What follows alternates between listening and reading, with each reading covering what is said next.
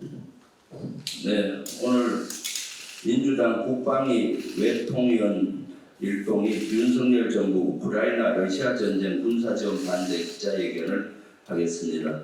오늘 국방위에서는 정성 의원님과 송갑석 의원님 와주셨습니다. 외통위에서는 이원 의원님 와주셨습니다. 기자회견문 낭독을 하겠습니다. 더불어민주당 국방위원 외통위원 및 무소속 외통위원 일동입니다. 무소속은 김홍걸 의원님이 같이 해주셨습니다. 윤석열 대통령이 최근 우크라이나에 대한 군사적 지원 가능성을 시사했습니다. 이는 대한민국을 위협에 빠뜨리는 처사로 깊은 우려를 표합니다. 우크라이나에 대한 군사적 지원을 강력히 반대합니다. 윤석열 정부의 외교 안보 정책 재고를 요구합니다. 윤석열 대통령의 말에 러시아는 즉각 민감 반응을 내놨습니다. 러시아 크렘린궁은 무기 공급 시작은 특정 단계의 전쟁 계획을 간접적으로 뜻한다고 경고했습니다. 러시아 외무부는 우크라이나에 대한 어떠한 무기 제공도 반러시아 적대 행위로 간주하겠다고 엄포를 놓았습니다. 러시아군은 장거리 전략미사일 폭격기 8대 등을 동원해 지금도 동해상에서 훈련을 벌이고 있습니다. 사태가 심화된다면 러시아가 우리나라를 적대국으로 지정할 가능성이 있고 대한민국에 대한 군사도발과 테러 가능성이 있습니다. 당장 러시아에 체류하고 있는 16만 교민의 안전도 장담하지 못할 것입니다. 그간 우리 정부는 우크라이나에 대한 지원 범위를 인도적, 경제적 지원으로 국한했고 살상용 무기 지원이나 군사적 지원에는 선을 그어왔습니다. 기존 원칙을 하루아침에 바꿔버린 것으로 보입니다.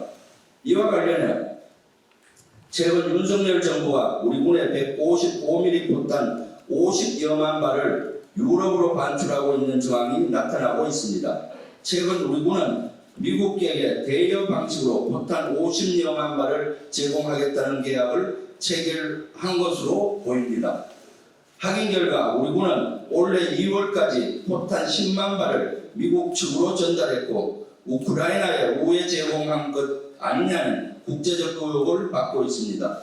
또한 얼마 전 폭로된 미국 기밀 문건을 보면 정부는 포탄 33만 발을 독일을 거쳐 우회 제공하는 방안을 논의했다고 합니다.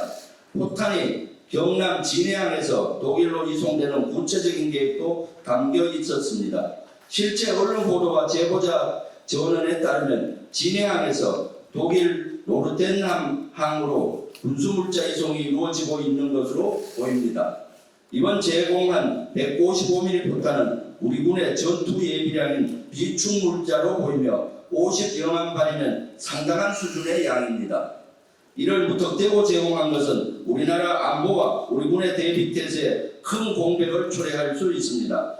더욱이 윤석열 대통령의 이번 발언을 보면 지원 방식과 규모가 더 과감해질 것으로 보입니다. 그만큼 한국이 우크라이나 전쟁에 더 깊이 관여하게 되는 것입니다. 이것이 사실이라면 우리나라가 우크라이나를 직접적으로 지원하는 형국으로 러시아를 적대로 돌려버리는 위험천만한 결정이 될 것입니다. 러시아 현지에 법인을 두고 있는 현대차, LG전자, 삼성전자, 팔도 등 160여 개의 한국 기업들이 날벼락과 같은 제재를 받을 위험이 있습니다. 이는 곧 우리 국익 훼손으로 이어질 수 있습니다. 또한 우리 대한민국을 안보적, 경제적 위기로 몰고 가는 처사가 될 것입니다.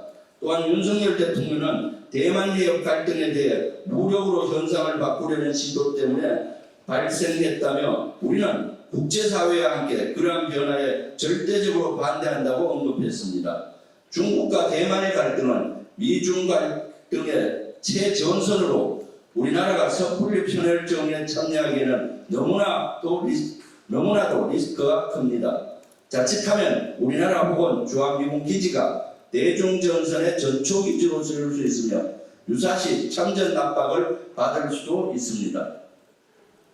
북한이 노골적으로 군사동맹을 강행 군사 도발을 강행하고 있고 제7차 핵실험을 목전에 둔 상황에서 우리 군이 대비태세에 큰 영향을 줄 수 있는 결정이 이루어지고 있습니다. 국민의 안전과 생명은 안중에도 없고 국익은 없고 가치와 진영만을 위시한 위험천만한 외교가 지속되고 있는 것은 깊은 유감과 함께 강한 규탄을 표합니다. 더불어민주당은 우크라이나 전쟁에 대한 군사적 지원을 감행하는 것을 결연히 반대합니다. 또한 우리 정부는 진보 보수 가릴 것 없이 적대국을 만들지 않는 노선을 견지해 왔습니다. 밀실에서 이런 중대한 결정을 하고 외신 인터뷰를 통해 소통 과정 없이 일방적으로 통보하는 형태의 깊은 우려를 표합니다. 대한민국의 미래와 우리 국민의 생명과 안전, 국익이 걸린 문제입니다. 윤석열 정부가 외교 정책 전반을 재고할 것을 강력히 촉구합니다. 2023년 4월 20일 국회 더불어민주당 국방위 외통위원 무소속 포함 1동. 네.